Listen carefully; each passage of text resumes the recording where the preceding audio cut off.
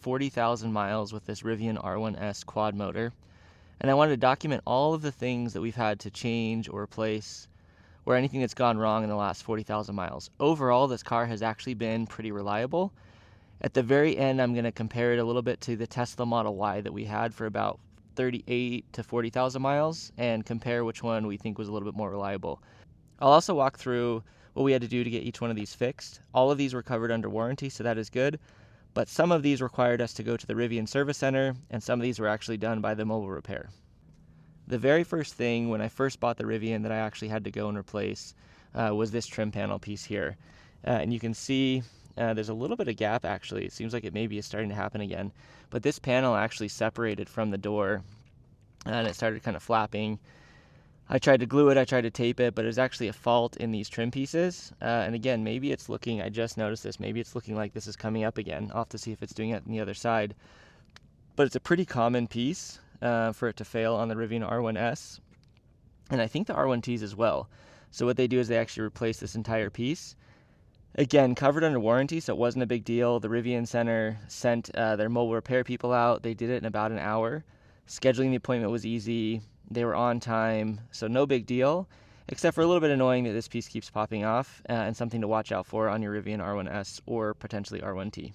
The next thing that we had to replace was actually this C-pillar, I think is what it's called, behind that little Alcantara cover. There was a couple of clips that had actually broken, and when we drive, it would kind of rattle and buzz and vibrate. When you go over a bump, a little bit worse. Again, this was something that we scheduled through Rivian. They sent out the mobile repair, no big deal. They swapped it out. I think it was 30 to 45 minutes. Did it in the driveway. So again, not a huge deal, but I dislike rattles like nothing else in a car. So that had to be replaced, and it seems like a pretty common one as well. All right, the next one that we had to do, so this one's a little bit odd. So if you can look here, this LED ring is actually made up of a bunch of small LEDs, and I had 2 or 3 LEDs right in this corner right here that actually lost their pixel. So what happened is it wasn't a complete ring, and this is something that I actually had to go into the Rivian service center. This is not something they could do mobile. So again, they were super great to cover it.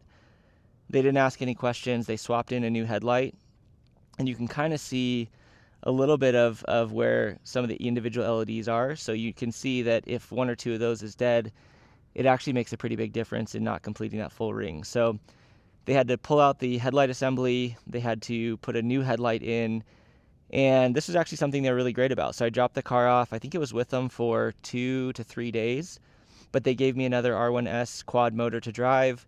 It was a very simple experience dropping it off at the service center, no problems whatsoever. Again, no questions asked. Dropped it off, picked up the loaner. They called me when it was done a couple days later and dropped the loaner back off, and it was a pretty seamless experience. All right, this other one's kind of interesting. So if you can see when you charge the Rivian, the door pops out and swivels up, a little bit of water coming off, obviously, because I just washed the car. But when you go to close it before, it was actually catching on this body panel right here. So it didn't do any damage to either of these body panels, but it would catch on that body panel and snap in really hard. And I'm not sure if this was a function from them replacing the headlight, because this actually happened shortly after I had the headlight replaced.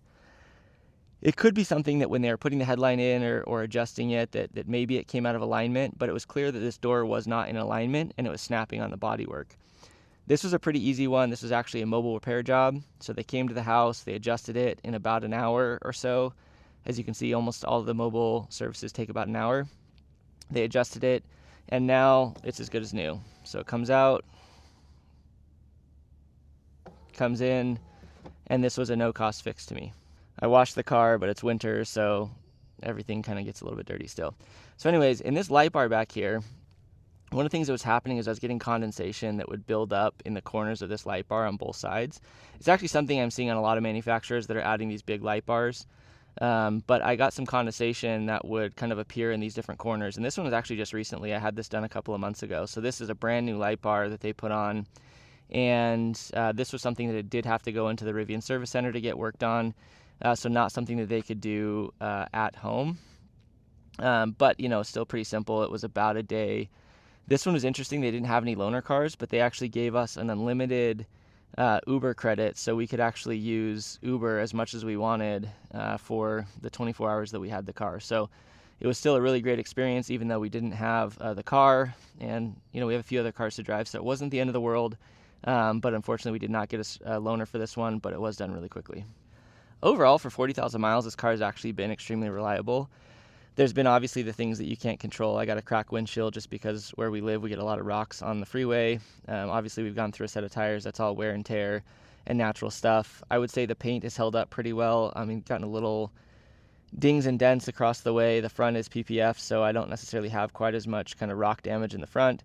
Although the PPF is peeling a little bit. This is something that's, again, not a Rivian thing, but it's just peeling a little bit in the front.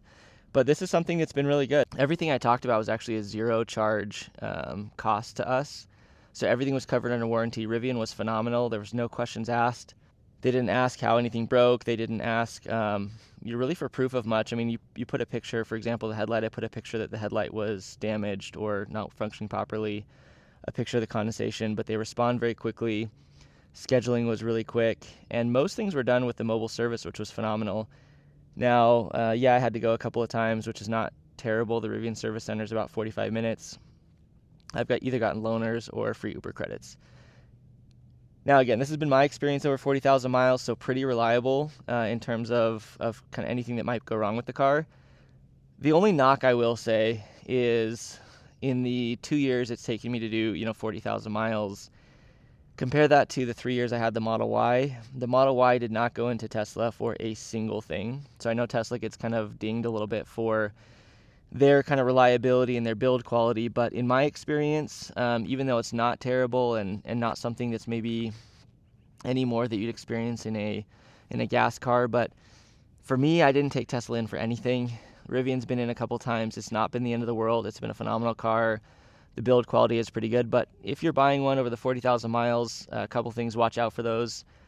Now, again, I don't know what it's going to look like when these things go out not under warranty. These are pretty well documented, so I'm not sure if Rivian will still honor some of these things as the ownership goes on. But if you're looking to buy an R1S used, or if you have an R1S and you're just kind of curious, maybe some of the things to look out for, this has been our ownership experience and something that you might want to watch out for.